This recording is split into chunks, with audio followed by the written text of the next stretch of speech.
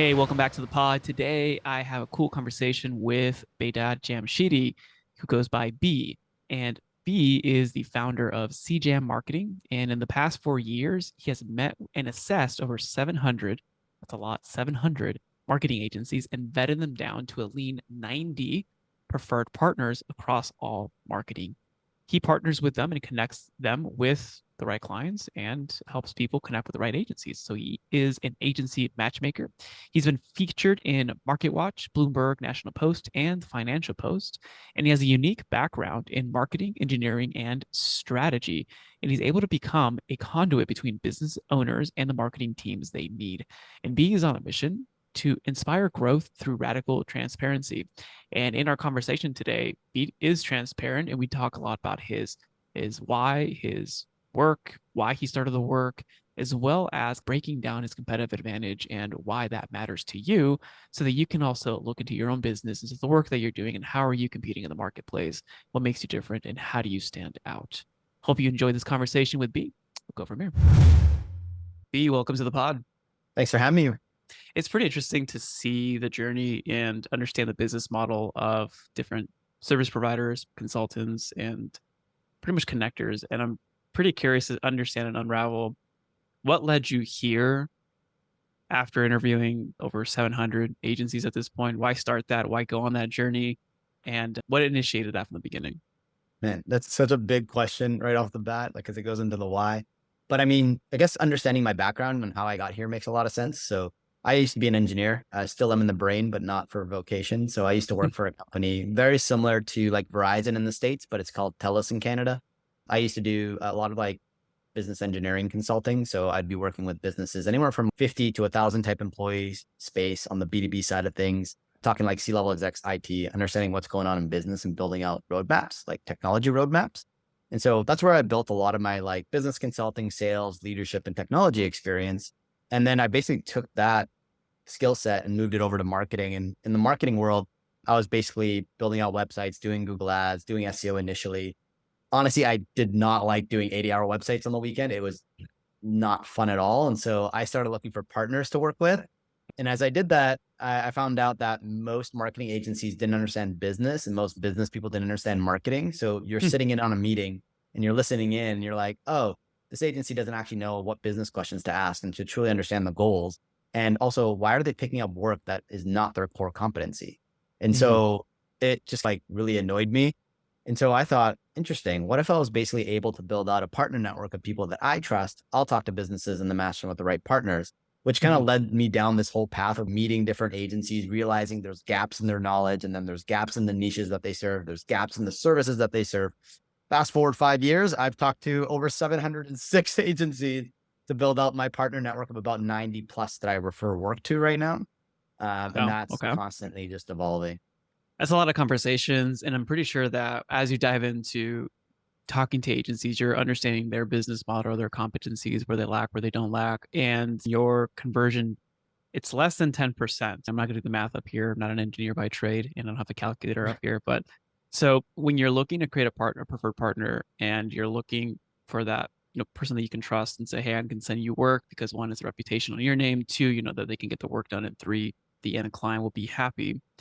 What do you look for? Like, what is important, the criteria that you look for? And because I think that can help us as we're either looking at different partnerships, looking at working with different agencies and or hiring competent people. What are the key criteria you look for and why?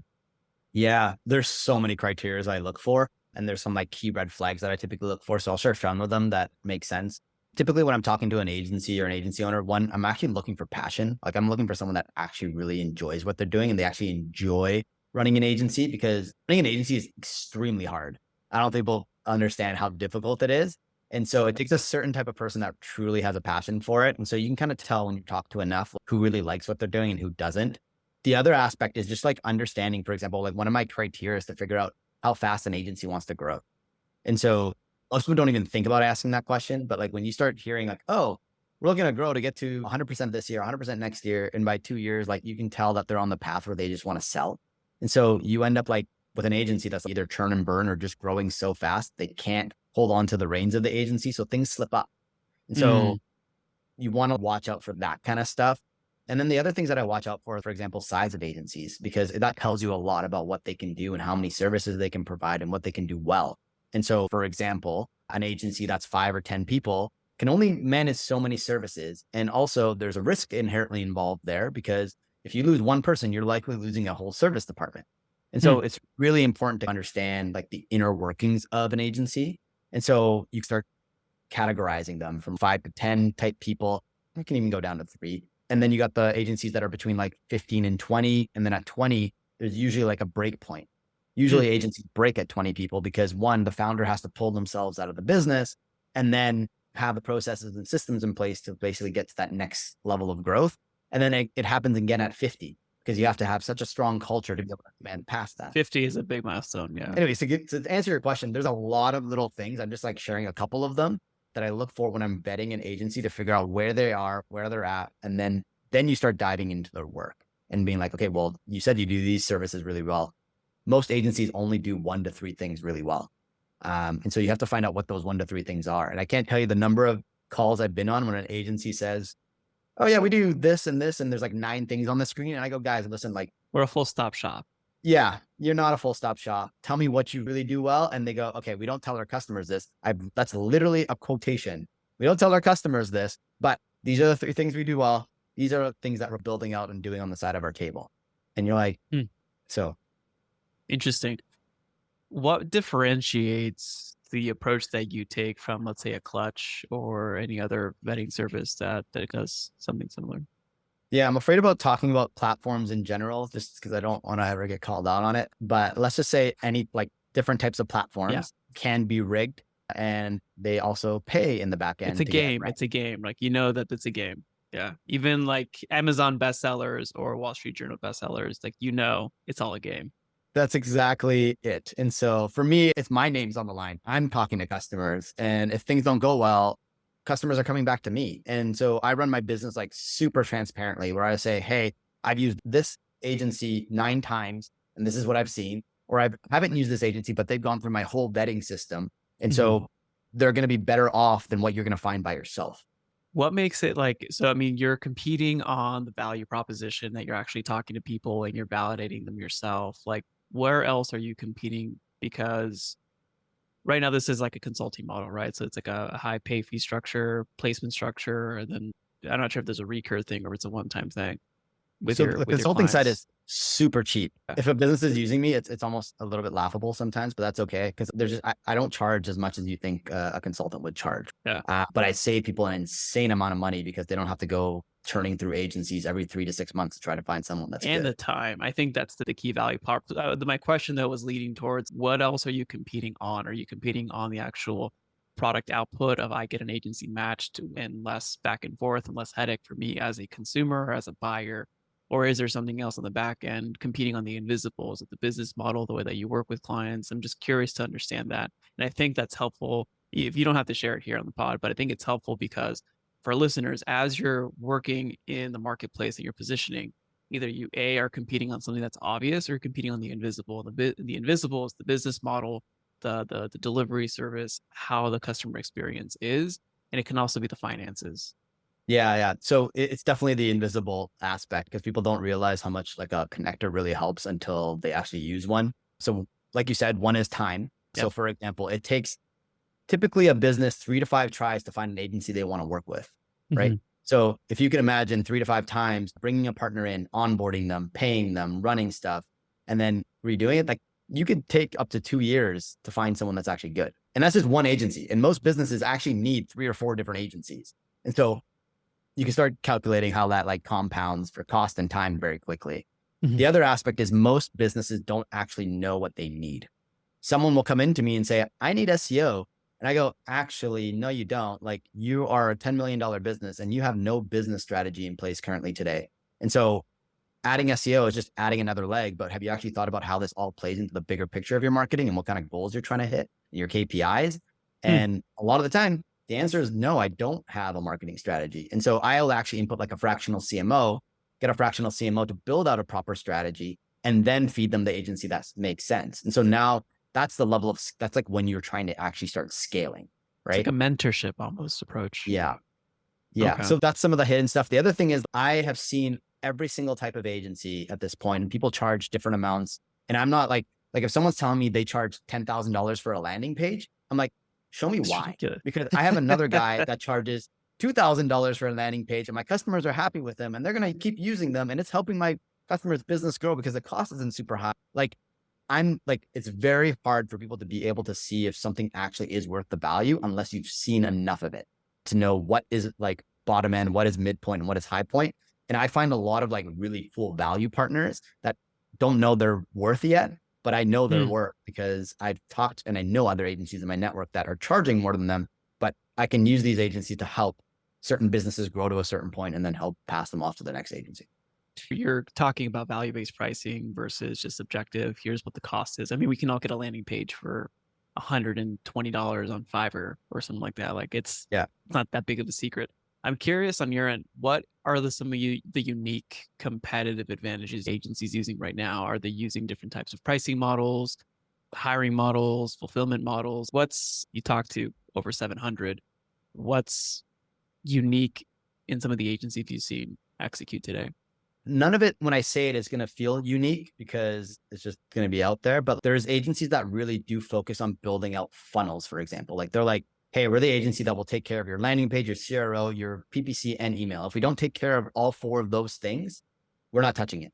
And that's actually a competitive advantage if you can actually do that, because most agencies can't. If you're a PPC agency, you might be able to tell people a little bit about what they should be doing on their landing page, but mostly you only know how to run the PPC ad campaigns, right? And if you don't have control of the email marketing aspect of it, you don't have control of the bottom of the funnel. And so that affects your overall return on ad spend and your MER and all that different kind of stuff.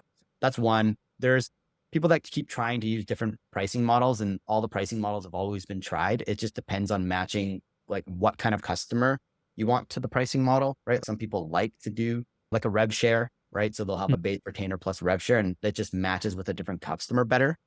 Yeah, like the other competitive advantage people use is just like, here's my guarantee of if I don't get you better results in 3 months. Like you hear all of this stuff. Have you ever seen subscription models and paying for access? Some agencies or some of the newer models are to, instead of pay for an output, pay for access and limited access.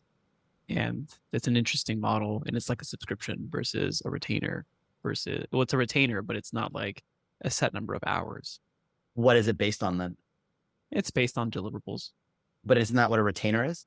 So retainer and subscription are interchangeable for the agency, but like the positioning of the offer is Got it. different versus, hey, you're going to hire me. I'm going to do 3 funnels for you in 3 months versus, hey, you hire me, we'll do unlimited funnels for you. Obviously, there's a quote, like a quote, air quotes around unlimited. It has to be very specific expectations Yeah. of what that is, but we'll do what it takes to reach the outcome, because people don't care for a funnel. They care for the dollar that the funnel's going to produce. Yeah, I haven't seen too many of those. I've seen like people that do that for design where they're like, hey, pay a certain amount a month and we'll give you unlimited design or unlimited video edits. And there's like those types of things that come up, but I haven't seen someone do that for, oh, we'll build you out a funnel. They'll say, hey, our retainers are 5 to 10 grand a month and we'll build you out the funnels for your next like event or whatever else you're trying to do. So they probably don't use subscription with me. Could I probably call them out on it? Yeah, interesting. All right, cool. So essentially, what would you say right now, like as an agency or a service provider or consultant, as you're competing in the marketplace, some of the key, I don't know, 2 or 3 things to look at to survive based on what you see in agents that didn't make the cut? Man, On your list? honestly, like it's the simple stuff. Like just get your communication down and inform your customer. Just like do the communication properly and do what you say you're going to do. I think if you just do those 2 things really well, like you will kill it out of like 98% of agencies. Like just do what you say you're going to do and just communicate with your customer. And I think what happens is like as agencies grow and they keep taking on customers, they just lose that fundamental aspect, right? It's hard because you need to hire the right like employees that are going to do that work, and you have to have a set of values that align with it. And a lot of agencies don't have their values figured out, especially when you're smaller. They don't think of it as well. You like, what are your values? They're like, oh, they're like these things, and they just riff. They haven't actually built around that because that's how everything kind of builds, right? Like you get the right, once you have your values, you hire the right people and then you take on the right customers and everything just starts aligning. So to answer your question, just communication and do what you say you're going to do. Pretty simple stuff, but I think it's in the simplicity at scale that makes a difference. Yeah. I Yeah. like that. Well, B, what's the best place for people to, one, thank you for being on, and two, learn more about what you're up to? The best places to find me, one is on LinkedIn. So under my name, Behdad Jamshidi, I'm there quite often, or just going on CJAM at www.cjammarketing.com. If you go down there in the footer, there's a resource section where some questions that I typically businesses don't ask. And so I have 2 resources there, and I'm constantly adding more resources for free for businesses. So they can grab those down there. And yeah, if anyone ever wants to reach out, just you can book me on my website and we can go from there. Cool. Well, B, we'll put those links in the show notes. Thanks for being on, man. Thanks for having me. If you found value in today's podcast, please consider sharing this with someone that you believe could also benefit from this episode. You never know, you may be the catalyst that opens them up to a new way of operating their business and experiencing life. As always, it's an honor to be a small part of your journey. This is Raul Hernandez. Do good work.